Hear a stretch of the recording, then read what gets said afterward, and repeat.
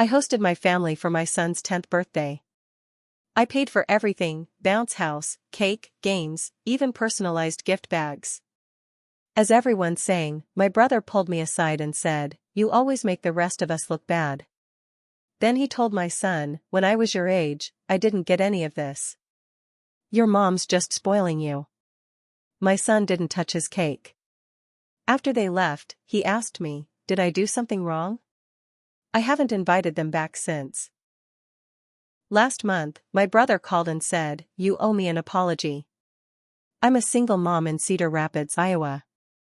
I lost my husband in a car accident 7 years ago. It was sudden, brutal, and it tore a hole in our lives that I still don't know how to fill sometimes." My son Kyle was just 3 when it happened. He doesn't remember much about his dad anymore. I try to tell him stories, keep him connected to that part of his life. But mostly, it's been me and him, figuring things out together. I don't have a glamorous job. I'm a dental assistant. It's steady, and I'm grateful, but it's not high-paying. I take extra shifts when they're available, and I plan months ahead when I want to do something nice. That's what I did for Kyle's 10th birthday. I started prepping 3 months early. I asked him what kind of party he wanted, and he said, "Something fun. Something cool. Maybe a bounce house?" So I made it happen. I booked a bounce house from a local rental company. I got a custom cake with his favorite team on it, green and white frosting, edible little soccer balls. I bought decorations, streamers, banners, even made handmade centerpieces out of mini soccer balls from the dollar store and green paper shreds from Hobby Lobby. I hired a magician from a local Facebook group. He was cheesy, but he showed up, made balloon animals, pulled fake doves out of his sleeves, and the kids went nuts. I also made sure each kid left with a personalized goodie bag. I labeled each one with their name and filled them with little toys, a couple of treats, and a mini bottle of bubbles. It might sound over the top, but it didn't cost as much as it looked like, and I wanted Kyle to feel special. Just once. Just for this day. I invited the kids from his class, a few friends from the neighborhood, and my family. That included my brother Mark, his wife Tanya, and their 3 kids. Mark has always been difficult. He's the kind of person who thinks everything is a competition. If someone else is doing well, he feels attacked. If someone is happy, he thinks they're rubbing it in his face. Growing up, we were close. But once adulthood hit, he changed. He didn't go to college. He got into construction, which is fine, but he never seemed happy. He's always struggling with money, even though somehow he always has new things, new TV, new phone, new car with expensive rims. He complains about being broke, but drops $300 on fireworks every 4th of July.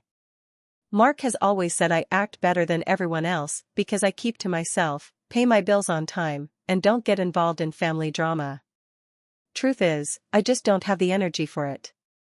Back to the party. Everything was going great. The sun was out, the bounce house was full of screaming kids, and Kyle looked like he was floating. He was so excited, he couldn't stop smiling. Then came the cake. We all gathered around the table. I lit the candles. Everyone sang happy birthday. Kyle stood there grinning with his cheeks red, soaking in the attention.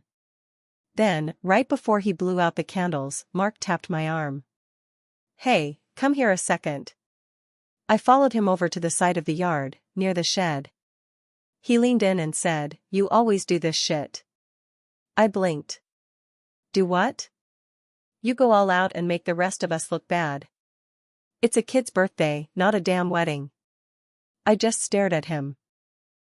"It's my son's birthday. I saved for this. Why does that bother you? You're showing off.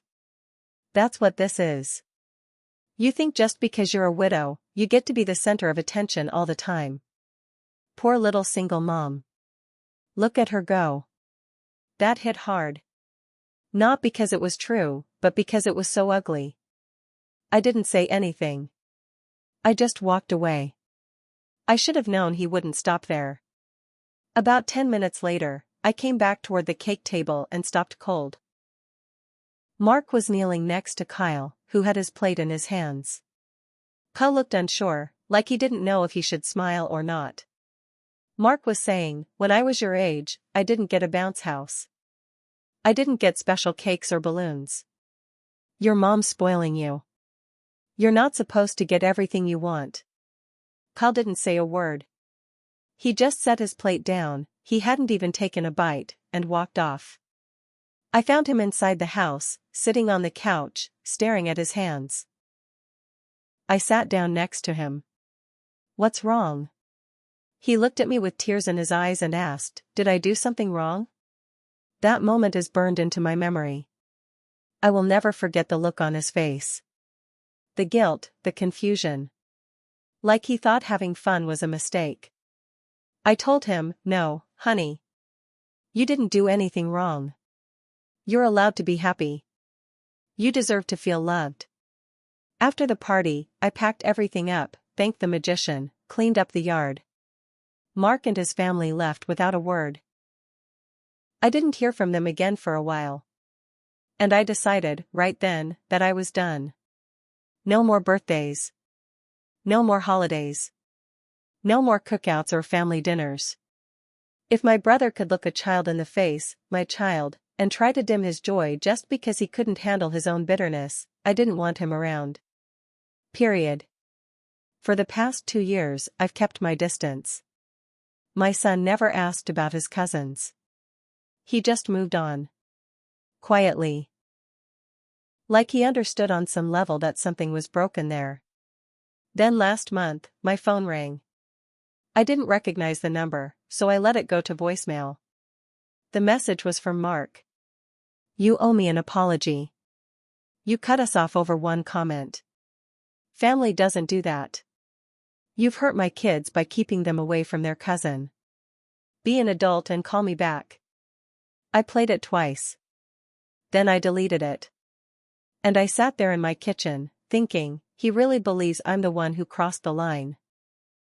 Not the one who ruined a little boy's birthday. Not the one who brought bitterness into something joyful. Not the one who made a child feel ashamed for being celebrated. No. In his mind, I need to apologize. I haven't called him back. And I don't plan to. A few days after that voicemail, I got a Facebook friend request from Mark's wife, Tanya. I hadn't spoken to her in over a year. I ignored the request. Then the messages started. At first, they were passive-aggressive. The kids still talk about Kyle. It's sad how family drifts apart over nonsense. Then more direct, Mark was venting. He didn't mean to upset Kyle. But it's been 2 years. Are you really going to punish all of us over one bad moment? Then came the one that made me shake. Mark said he wants to make things right. But you need to own your part too. You did go over the top. You did try to outshine everyone. He felt attacked. I felt sick reading that. Attacked? For throwing a birthday party? I didn't reply. But I screenshotted it and saved it. That weekend, I took Kyle out to lunch at a pizza place he loves. He's 12 now. Taller, a little quieter than he used to be. Still sweet. Still kind. He doesn't bring up that birthday anymore. But sometimes, I see the way he watches people. He used to trust so easily. Now he hangs back a little. While we were eating, my mom called. I let it go to voicemail. When I checked it, her tone was stiff. "I'm staying out of it. But I think it's time you talk to your brother. This has gone on long enough. It's not good for the family. And it's not good for Kyle, being cut off from his cousins." That part got me. Not because I agreed, but because I could feel it coming. The pressure. The quiet little campaign. They were working their way through the family, laying down a new story. One where I was being petty. One where Mark just lost his temper, and I was the unreasonable one. I texted my mom back. "I'm not ready to talk to Mark. And this is about protecting Kyle, not punishing anyone. She didn't respond. 3 days later, I got a phone call from Kyle's school. A woman who worked in the front office said, "Hey, just a heads up, your nephew dropped off a birthday card for Kyle. Is that okay?" I was confused. My nephew? Yeah, she said. A boy named Jeremy? He said he's Kyle's cousin. I felt cold. I told her no, it wasn't okay. I asked her to hold the card, and I'd come pick it up. When I got there, the envelope had Kyle's name in big, childish handwriting. Inside was a homemade birthday card that said, "Happy late birthday. We miss you. It's not fair we can't see you. Love, Jeremy." I didn't show it to Kyle. I still haven't. But I took a picture. I texted it to Tanya with one line, "Never send anything to my son through his school again." She didn't reply. But later that night, Mark did. This time, he wasn't calm. He sent me a string of angry texts. "Are you serious right now? You're out of control. You're turning Kyle against his own blood. You're just like Dad, always playing the victim." That last one cut deep. Because our dad was a manipulative jerk. He used guilt like a weapon. And Mark knew I hated that comparison. So I finally responded. "You talked down to my son on his birthday. You made him feel small. You never apologized. Now you're trying to make me feel guilty for protecting him. You want forgiveness? Start by owning what you did." No reply. Not for 2 days. Then, he posted a picture on Facebook of his own son's birthday party. Bounce house. Big cake. Pizza. Caption said, "Just a little something. Not trying to outshine anyone. Just loving my kid." He knew exactly what he was doing. The comments poured in. "Looks amazing. You're such a great dad, Mark. This is what real parenting looks like." I didn't say a word. I just watched. But inside, something clicked. They weren't just trying to get back into our lives. They were trying to rewrite the story. Paint themselves as the good guys. Me as the cold-hearted one. They wanted the world to believe they were the ones being wronged. But they didn't know what I had planned next. A few weeks went by. I stayed quiet. No more texts. No calls. But I started noticing something strange. Kyle began acting off. He'd come home from school looking tired and distracted. His grades, which were usually solid, started slipping a little. Nothing dramatic, just enough to raise a red flag. One night, I was folding laundry while he was doing homework, and I asked, "Hey bud, everything okay at school?" He shrugged. "Yeah. You sure?" He paused. "Just some weird stuff."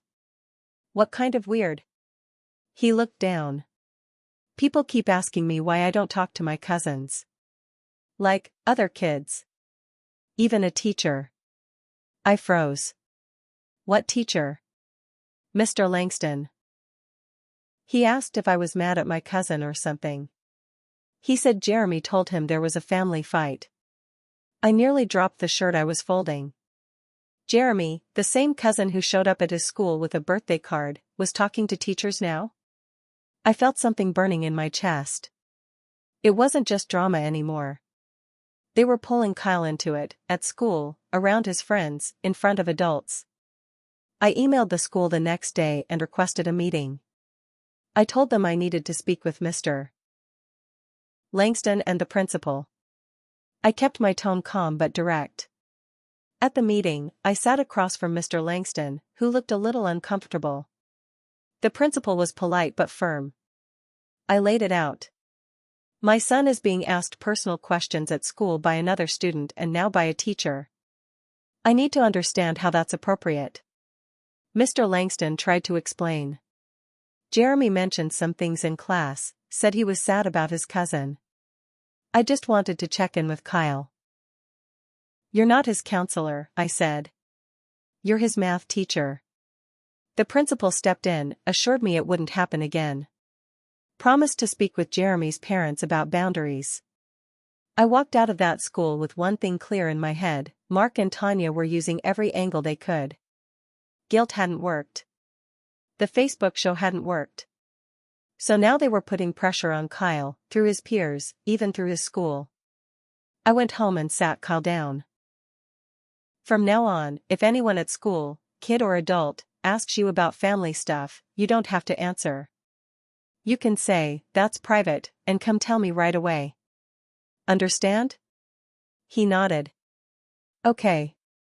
Then he added, "I didn't tell them anything." I didn't know what to say. My heart cracked a little more. He was just a kid. And they were turning him into a pawn. That night, I poured a glass of wine, sat down at my laptop, and started gathering things. Screenshots. Voicemails. The birthday card. The school emails. I wasn't planning to go public yet, but I needed everything organized. Just in case. A few days later, I got a call from an old friend, Amber, who used to be close with Tanya. "You didn't hear this from me," she said. "But Tanya's been telling people you're emotionally unstable. That you're using Kyle to get back at Mark. She's been spinning this whole estranged sister narrative at the church group." I almost laughed. Not because it was funny, but because I could see it all so clearly now. They were setting the stage for something bigger. Something that would make them look like victims. But they didn't know how far I'd go to protect my son. Because I wasn't going to just defend myself anymore. I was going to end this. Once I realized they were laying the groundwork to make me look unstable, I stopped reacting. I didn't text, I didn't call, I didn't respond to anything. I just watched. I kept documenting every single thing. Screenshots of Tanya's public posts, private messages, Facebook likes from mutuals on shady quotes she posted like, "Some people keep kids from family to feel powerful." Real subtle.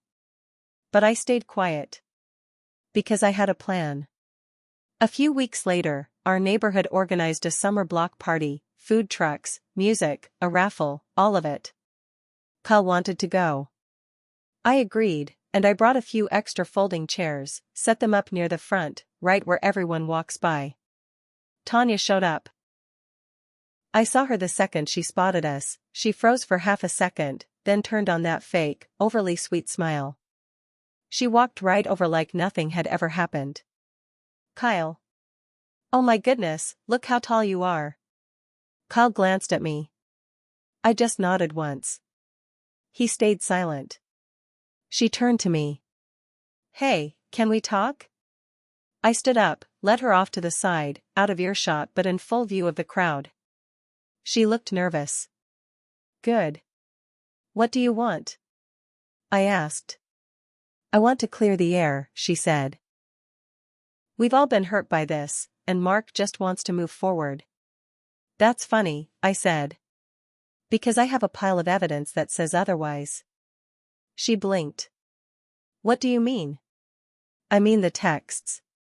The messages. The school interference. The birthday stunt. The Facebook posts. The lies to your church friends. Do you want me to keep going?" Her eyes darted. She wasn't expecting this. She was expecting me to cry or beg or soften. I didn't. I leaned in and kept my voice calm. "You and Mark came after my son. You made him question himself on a day meant to celebrate him. You tried to get others to think I was unstable. You crossed a line I can't let you come back from." She opened her mouth, probably to lie, but I cut her off. "If you or Mark come near me or Kyle again, if I hear one more word about me, one more message, one more Facebook whisper, I will send everything I have to your pastor, your boss, the school board, and CPS." Her face turned white. "I'm not bluffing," I said. "I have nothing left to lose when it comes to protecting my kid. But you too? You've got jobs, reputations, and a whole public image you've been grooming. Let's see how far you're willing to test me. I turned and walked back to Kyle. We got ice cream. We danced to cheesy pop songs. We stayed until the fireworks ended. That night, I opened Facebook and saw something I hadn't seen in a long time: silence. Tanya deactivated her account. Mark deleted the perfect dad posts. And no one messaged me again. Weeks turned into months. No more school drama. No more messages. No more interference. Just peace. And one afternoon, as Kyle and I were walking home from the park, he said, "I'm glad it's just us again." I smiled. Me too. It took time and strength I didn't know I had, but I made something clear: if you hurt my son, I don't care who you are, brother, sister-in-law, family or not, you're out. For good. And I don't regret a damn thing.